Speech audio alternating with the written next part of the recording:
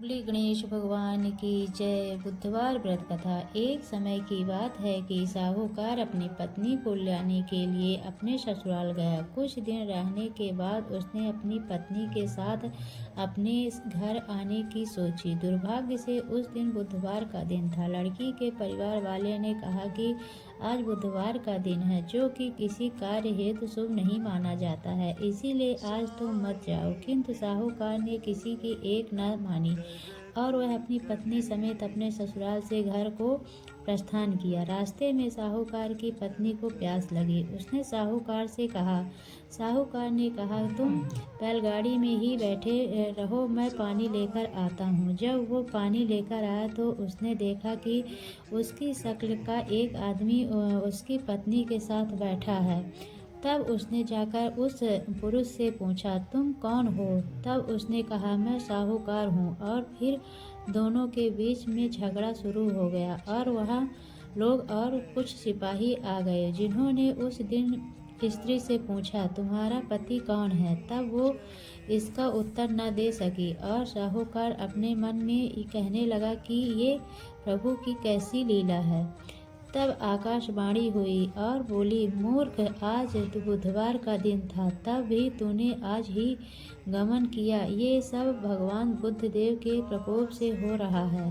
वे तुझसे रूठे हुए हैं। तब साहूकार ने भगवान बुद्धदेव से क्षमा याचना की।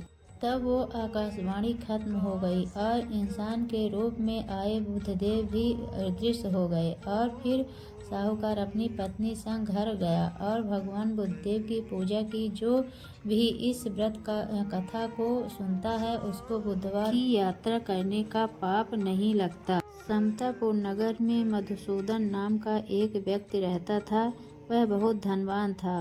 मधुसूदन का विवाह बलरामपुर नगर की सुंदर और गुणवती लड़की संगीता से हुआ था। एक बार मधुसूदन अपनी पत्नी को लेकर बुधवार के दिन बलरामपुर गया। मधुसूदन ने पत्नी के माता पिता से संगीता को विदा करने के लिए कहा। माता पिता बोले, बेटा, आज बुधवार है। बुधवार को किसी भी शुभ कार्य के लिए यात्रा नहीं करते। लेकिन मधुसूदन नहीं माना। उसने ऐसी शुभ अशुभ की बातें को नहीं मानने की बात कही। बहुत आग्रह करने पर संगीता के माता पिता ने विवश होकर दोनों को विदा कर दिए। दोनों ने गाड़ी से यात्रा प्रारंभ की। 2 कोस की यात्रा के बाद उसकी गाड़ी का एक पहिया टूट गया। वहां से दोनों ने पैदल ही यात्रा शुरू की। रास्ते में संगीता को प्यास लगी। मधुसूदन उसने एक पेड़ के नीचे बैठकर जल लेने चला गया। थोड़ी देर बाद जब मधुसूदन कहीं से जल लेकर वापस आया तो वह बुरी तरह हैरान हो गया, क्योंकि उसकी पत्नी के पास उसकी ही शक्ल सूरत का एक दूसरा व्यक्ति बैठा था। संगीता भी मधुसूदन को देखकर हैरान रह गई। वह दोनों में कोई अंतर नहीं कर पाई।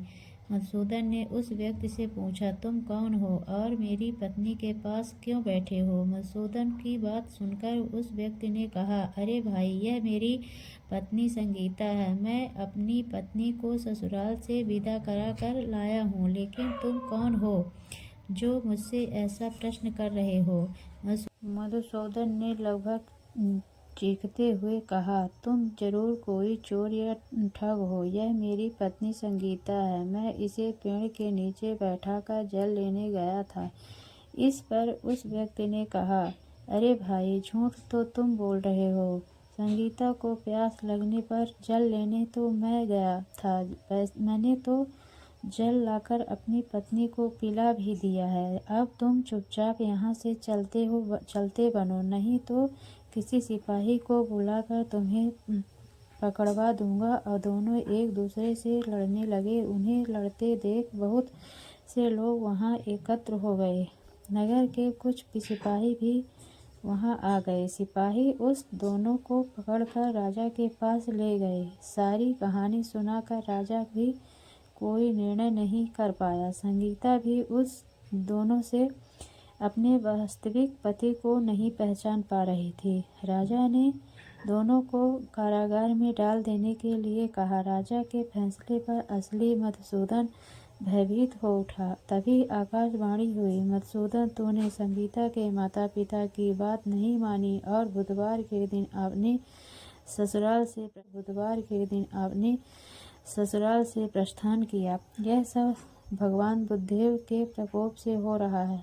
मधुसूदन ने भगवान बुद्धदेव से प्रार्थना की कि हे भगवान बुद्धदेव, मुझे क्षमा कर दीजिए। मुझसे बहुत बड़ी गलती हुई। भविष्य में अब कभी कैसी गलती नहीं होगी। यात्रा नहीं करूँगा और सदैव बुधवार को आपका व्रत किया करूँगा। मधुसूदन के प्रार्थना करने से भगवान बुद्धदेव ने उसे क्षमा कर दिया। तभी दूसरा व्यक्ति राजा के सामने से गायब हो गया। राजा और दूसरे लोग इस चमत्कार को देख हैरान हो गए। भगवान बुद्धदेव की इस अनुकंपा से राजा ने मधुसूदन और उसकी पत्नी को सम्मान पूर्वक विदा किया। कुछ दूर चलने पर रास्ते में उन्हें बैलगाड़ी मिली गई। बैलगाड़ी का टूटा हुआ पहिया भी जुड़ा हुआ था। दोनों उसमें से बैठकर समतापुर की ओर चल दिए।